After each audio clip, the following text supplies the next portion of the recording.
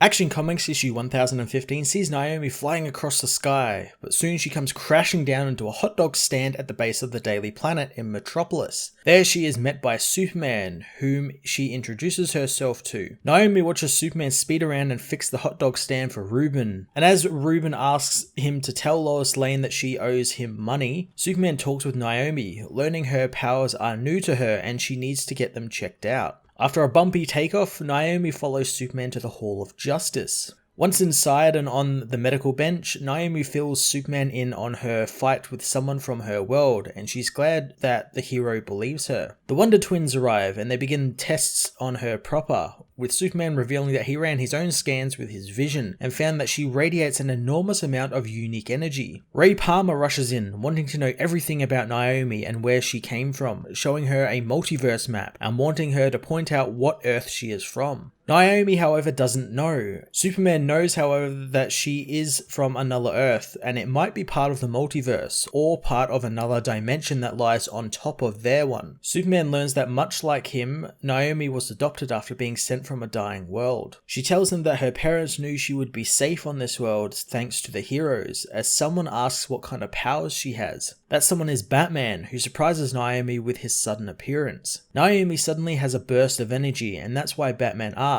since they need to know about her combustible energy and what type it is. Superman says that he called in Batman since he's good at getting to the heart of mysteries. He asks Naomi about her world, but she doesn't really know about it, other than that it was devastated by a being called Zombardo. Naomi tells them about the villain and how he wanted this world as his own as well, and that's why she came to tell them, since it's all kind of her fault. Batman runs a bunch of tests on the girl, impressed that she came to them. He reveals that his parents were killed as well, and Naomi asks if the pain ever goes away, but Batman says it doesn't, and she is glad it doesn't. Superman plans on taking her to Port Oswego, but is called away as he hears something to do with Leviathan happening in Metropolis. As Batman confirms Naomi is indeed not Leviathan, Red Cloud rips apart the bar her and Thawne fought in. Cloud doesn't feel bad for Thawne coming to her since she's getting what she asked for, a real fight. Suddenly, the Cloud disappears in a flash, thrown across the bar by Superman, who says he gave her fair warning last time they fought. Thawne turns back to Rose as Superman tells her to get behind him. Superman tells Cloud to surrender, but she refuses, attacking Superman and choking him with her powers. She whispers that Lex Luthor says hello as the two smash out of the bar. The two fight across the city as Superman says that he could have helped her like how he's helping Naomi now, but Red Cloud thinks Superman believes she should be ashamed of herself. The overpowered metahuman grabs Superman, using her clouds to enter Superman's body and choke him from within, as she asks him a question about Lex, wondering if Lex gave her her power boost